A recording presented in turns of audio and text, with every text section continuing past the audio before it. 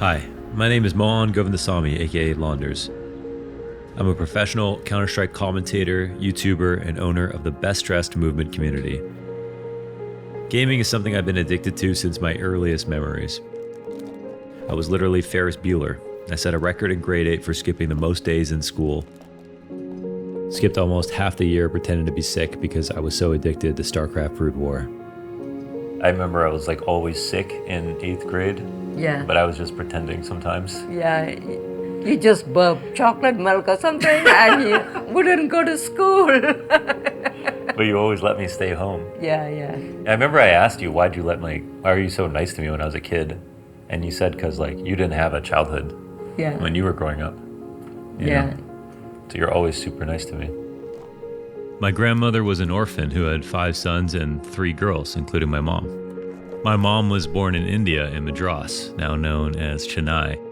She migrated to Malaysia when she was very young and was raised there until well into her early adult life. Growing up in Malaysia? Yeah. Mom was an orphan? Yeah, she was orphan. My grandma. She always cried. She always cried? Yeah, but because she doesn't have any brothers or sisters. Oh, yeah. She was the only child. I remember when she died, you didn't even tell me. Really? Yeah. It was like a week where you looked sad. Yeah, I didn't even go for funeral because I want to remember her, how happy she was. Yeah, you always said good things about your mom. Yeah, she really she took care of 8 kids. Yeah, no, it's hard. Yeah. You guys are brushing your teeth with charcoal, right? Yeah, and tree sticks and all that. We had bad teeth. Yeah. All of us we couldn't afford a dentist. Yeah. We had bad teeth. Being born first of 8 siblings meant that, you became the sous chef, dry cleaner, and maid of honor to all the siblings who were younger than you. Dating and marriage in your own life became a second priority to the duties to the tirelessly working mother of 8 who knows exactly how to help make dinner so that the chapatis aren't served cold. You had to cook for everyone. Right. You had to take care of everybody. Everybody. Yeah, right. and then you also couldn't get married until everyone else got married, right? Right. So then how'd you meet Dad? I used to buy this special movie magazine, and at the end of the magazine there would be pen pals. Yeah. And I had many of them, 3 or 4. And then I enjoy when I come back from work. There's a letter waiting for me. Yeah. And that's how we connected. And then you went to 7-Eleven every day. You went to 7-Eleven?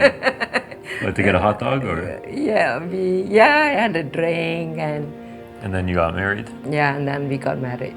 You got married and then you chose to come to Canada. Yes, he chose. No, he wanted to go to Switzerland. Switzerland? Yeah. I was almost Swiss. He wanted to go to Switzerland, but then his friend in Montreal wrote a letter to him to come over. And then I was born in Montreal. Yes, you were. Yeah, it was cold there. Yes, it's really cold. Yeah, but do you like Canada? I like Canada. I love Canada. Yeah, I love Canada. We love Canada in this household. Yeah. You always say good things about Canada. Yeah. It gave me everything. Yeah. Yeah. Growing up in Toronto, internet cafe culture was massive. Every internet cafe had the same 2 posters on the windows.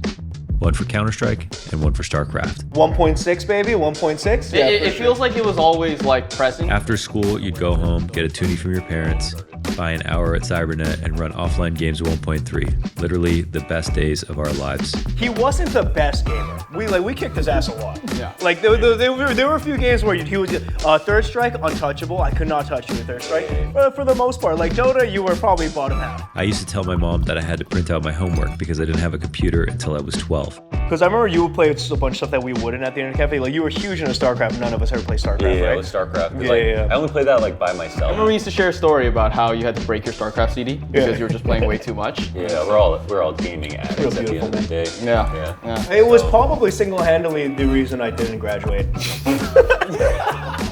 In high school, I was a total degenerate. Failed half my classes, went to a bottom 4% high school in Toronto, stayed 2 extra years, and then I flunked out again. When did we meet each other? High school? High school, yeah. We were in McDonald's. Yeah, we were smoking cigarettes outside McDonald's. But I remember like the first year I got there, the math teacher on the 3rd floor got chased around the top floor with a machete.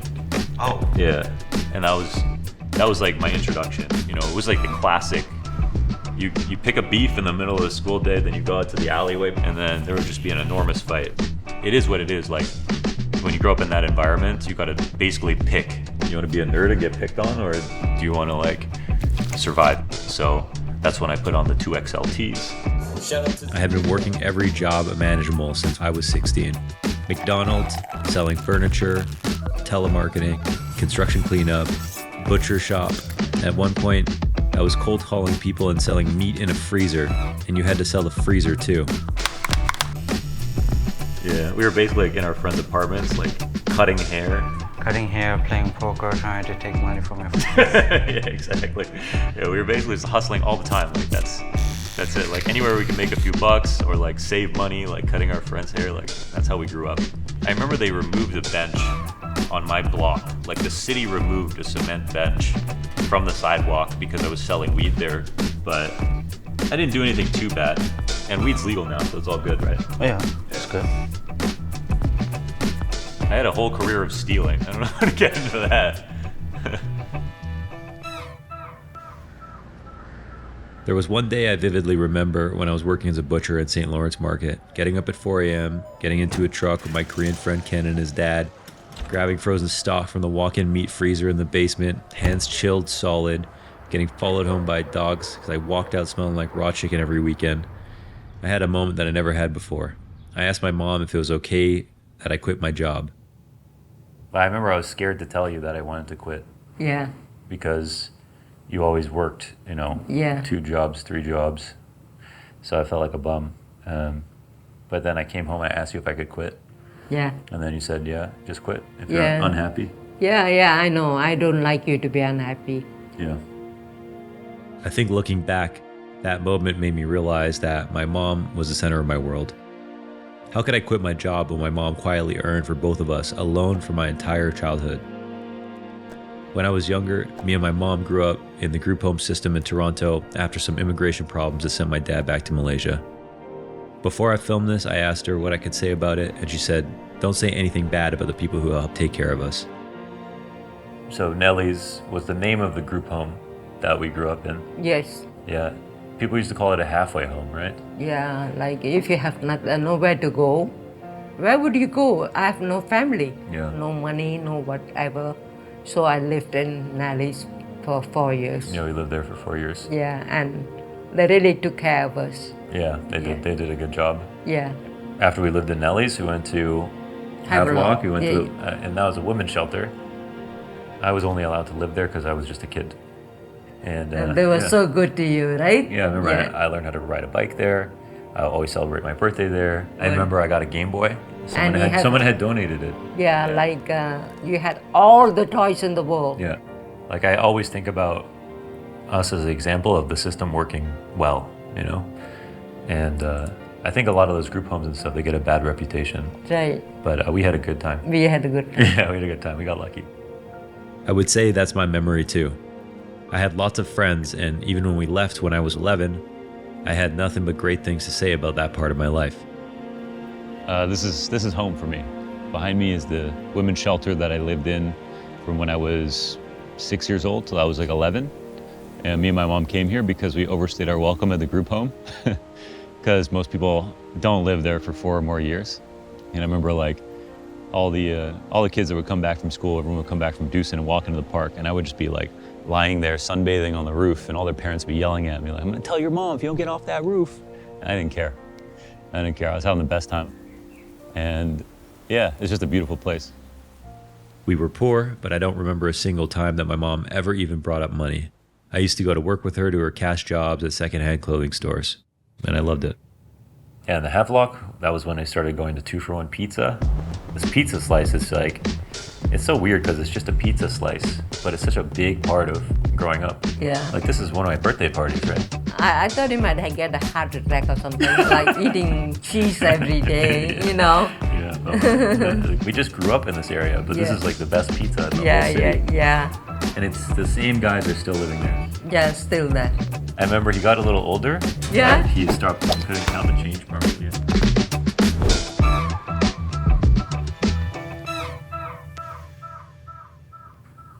Yeah, and there's Michael.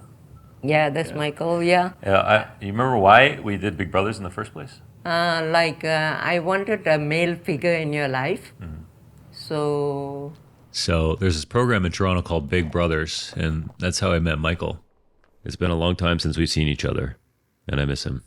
And it was basically like for people who were like in their late 20s, early 30s, didn't have kids, to take care of somebody who either didn't have their father around, or for big sisters, maybe didn't have a mother or didn't have any parents. exactly. And on the weekends, basically Michael would watch me while you were going to work. Right. Yeah. And I remember when I walked into Big Brothers and he was like lying there on the couch sideways, drinking a Diet Coke. Remember that?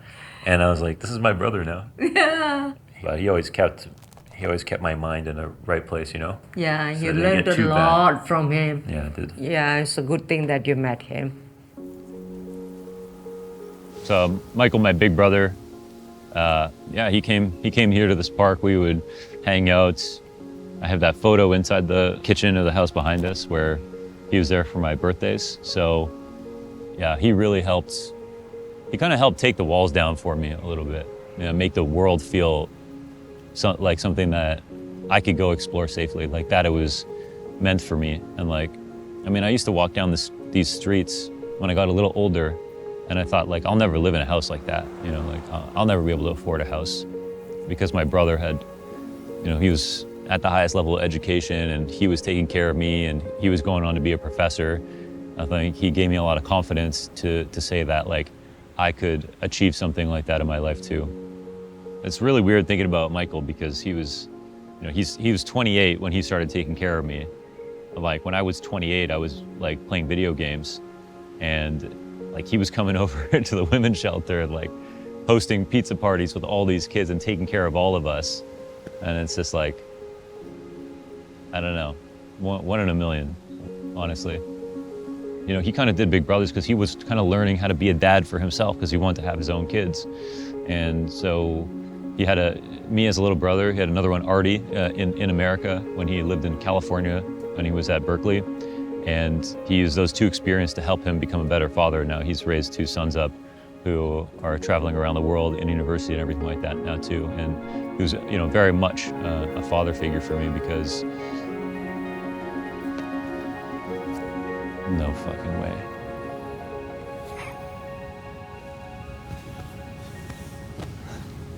Are you serious? No way, man.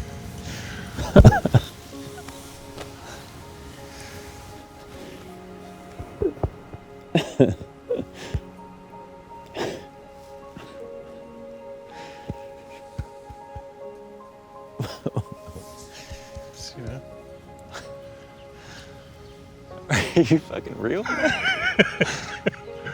Holy shit. You drove here? I walked. Oh. How are you?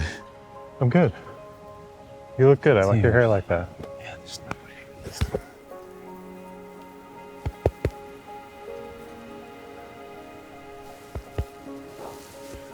Great to see you, man. Fuck you, Tom.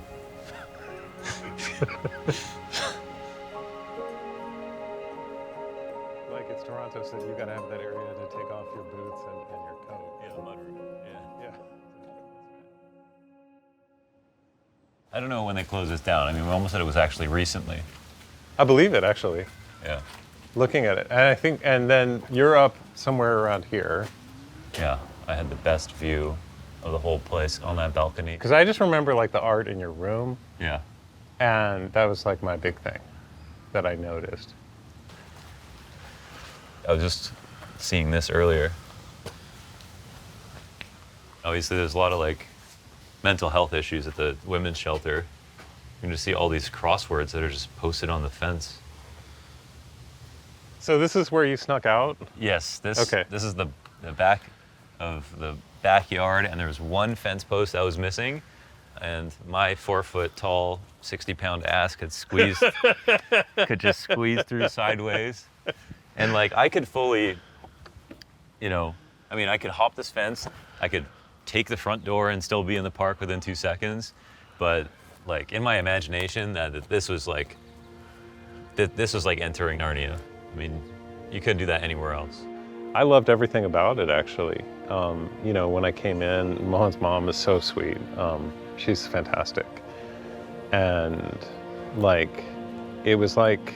You were the whitest guy that could eat the hottest curry. I remember you'd always come back with your Tupperware and ask for more. That sounds right. That sounds exactly right, yeah. Yeah. So the same day I quit the butcher shop, I started my YouTube channel. I don't know what I was doing, but I knew I loved every minute I was on the computer playing. And that's when CSGO came out. Got completely hooked again. Yeah, for like 2 years I was just making YouTube videos. Then I started you're super busy. Super busy, yeah. You don't eat. Yeah. Yeah, like you wake up, you're from the bed to the chair to the chair to the bed. Yeah. For the first couple thousand hours, I did not play anything but KZ. KZ is a movement game mode where you start on a typical timer, try to get to the top as fast as you can. That's not gonna work. What you need to do is crouch and then jump. That's the only thing I cared about. I didn't have a girlfriend for years. I stopped hanging out with my friends. I played KZ every single day. And then I started making movement tutorials. Hi, I'm Launders, and my original plan for this video was to show you guys how to... I made the first B-hop tutorial on YouTube for CSGO. And then for every single mechanic, every skill jump in the game, I made a video. It became my brand entirely, the movement guy. To be honest, we didn't know what you were doing. Yeah. Like, we didn't know what you did. Besides YouTube or whatever. Yeah, exactly. Like, we don't play Counter-Strike, right? So. And then one of my viewers said, why don't you try doing interviews? So I was like, okay. I had never been to an esports event. I had never done anything outside of YouTube. We drove to ESWC. I got a press badge, and I did this interview with Semphis where he basically said we were all on Adderall at this event. I don't even care. We were all on Adderall. Like, I don't even give a fuck. And this became like national headlines. And New York Times didn't even reach out for permission to put it in there, but I would have said yes. Then I got a job offer at Yahoo. A special announcement today. Joining us on the Yahoo esports team now is Launders. How's it going, Launders? You're like, hey man, Yahoo's flying me out to LA. I'm gonna live there for a bit. We're like, oh, we're like, that's awesome, because you know none of us had jobs or could think of having jobs that would take us out of this country. And then my friend told me you should try casting. Why not do more things? I literally hated the thought. I hated being called a commentator because we used to play games so much. Yeah. And I thought commentators were shit at the game. You know what I mean? Right. You know that reputation they have? Yeah. So I hated being associated with that. Yeah, For like 8 years, I never let anyone call me commentator.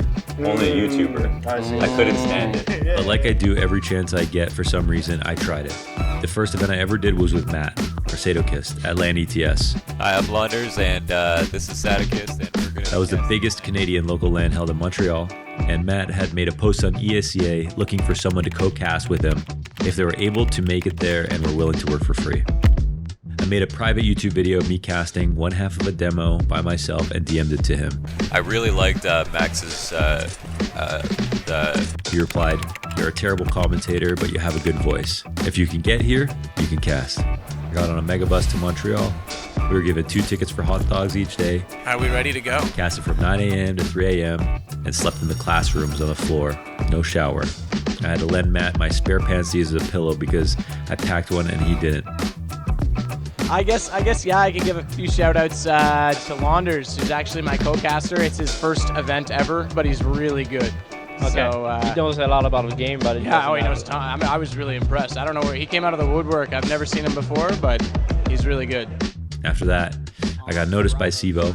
Then I got noticed by DreamHack. Did DreamHack Austin, and opportunities kept coming in from there. But like, did we know what you were doing? Not really. I think it took me 4 years to realize what casting was. Yeah. You became a little enigmatic in the sense that like where are you now? Well, I'm in Copenhagen. Well, yeah. How about, like, you want to chill next week? Yeah, but I got to drop to London, France, and then I'm like, oh, okay. Like, and then we just kind of, I was like, wow, YouTube like really takes you out everywhere. Maybe we should try YouTube.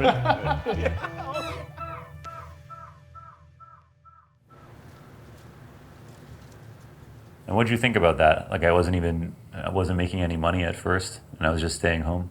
I know that's how it is. Yeah. You start off not making money, you learn, and you put yourself out there. Yeah. That's how it is. But you just trusted me, like. Yeah. You don't understand how it works. Yeah, you still tell your friends I do IT. Yeah, I didn't know what it was. Yeah, still to this day. Yeah. But does it make sense now? Yeah, it makes sense. Makes sense. Yeah, you did all that. It paid off. It paid off. Yeah. On a long run. 10 years later, we go to Paris, as Connor says, for CSGO's final farewell. And I have the highest honor you can have as a commentary duo, casting a major grand final. But not just any, the final CSGO major grand final. Yeah, I mean it's been a long road. Obviously, you know, me and Connor are that duo, and we really have like gone through everything together. You know, this is the highest honor that you can get as a commentator, to do a major final. There's no bigger game than that, right? It's a Super Bowl. For everybody watching, this is the last Counter-Strike major final, so we just want to do it justice, you know? As commentators, all we can do is enhance the moment, you know? Make it better or worse, but don't ruin it. That's our only job, you know? Don't ruin that moment. And that was the responsibility that we had, and I just remember feeling it afterwards.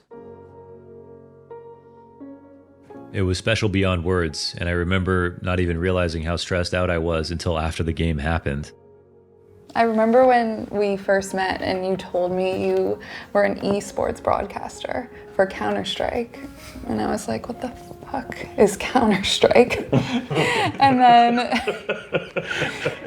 he invited me. That's how you know I got game, because I still survived that. I was like, all right then. And then I went to Paris, and that was the major finals. The first time I actually saw him cast in front of a crowd, and I was like, standing in the crowd of like 15,000 people, and I was like, oh, like this is what you do. This is Counter-Strike, and it was really amazing to see you.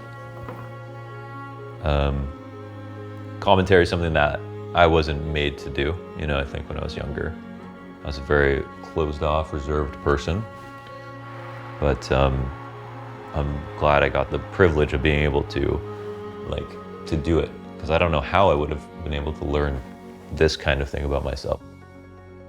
I was a fucking awful commentator, but I'm pretty good now, and I'm proud of myself for that. It took a ton of work inside the job and outside to become the person I am today. But as stupid as it sounds, I always thought I was cool, even though I definitely wasn't. Yeah, I'm so proud of him. Yeah. Every birthday, Mother's Day, I get a gift from him. Christmas Day. Other than that, he sent me to trips to all over the world. Like, what more can a mother ask? You know, he's the best son. But I don't know. Everyone says they got the best mom in the world, but it's actually me. I had the best mom in the world. I remember very distinctly, I was walking at Yonge and Dundas, and I was wearing the sweater you gave me. Some guy... Boxer? Some guy stopped me, he's like, Boxer? You know him? Oh my, I love his stuff. And he was talking to me like pure fan, and I didn't actually know what you were... I'm like, that's my friend. I love Mohan. Like, I didn't know where else to take that. Yeah, and that must be awkward for you guys. I remember I brought Daniel to Launders land, and I introduced him as my IRL best friend. And he's like, what the fuck do you mean IRL, bro? But I need you to know right now, this is my best friend. We are not the same. I didn't know what IRL meant. It's like URL. I still today have the attitude that we were unbelievably lucky to do what we're doing, and I just can't relate to some of the conversations I'm in with esports friends, because all I can think is I never want to go back to the meat freezer. The tattoo I'm getting today is to remember a moment when I worked at the St. Lawrence market. So I'm getting this butcher knife to commemorate my time at that last sort of real job that I had before I became a YouTuber. So that's why I do so many things, because it's really fun and it's just an unreal job to have. So why not push it to my imagination's limit? Starting Boxer, doing the Launders show, hosting watch parties and the Launders LAN, to pump up the Toronto scene that I grew up in are equally as important to me as the commentary I do, and I'm genuinely just really proud to make anything for Counter-Strike. It's the best game ever made. She actually memorized one of my intros. Yeah, I did. Are you gonna make me do it? I'm gonna make you try. It goes, some say they don't feel the pressure. Others do, and we see it. But tonight, under the bright lights of the Royal Arena? We will find out. So Copenhagen, brace the pressure! Oh, that's so good. Yeah.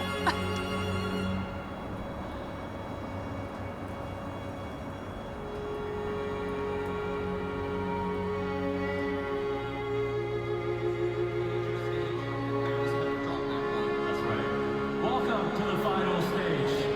Some say they don't feel pressure, some feel pressure, and we see it. But under the bright lights in the Royal Arena, we will find out. So Copenhagen, raise that pressure! Nice to see you. Oh, thank you, you too. Nice to see you.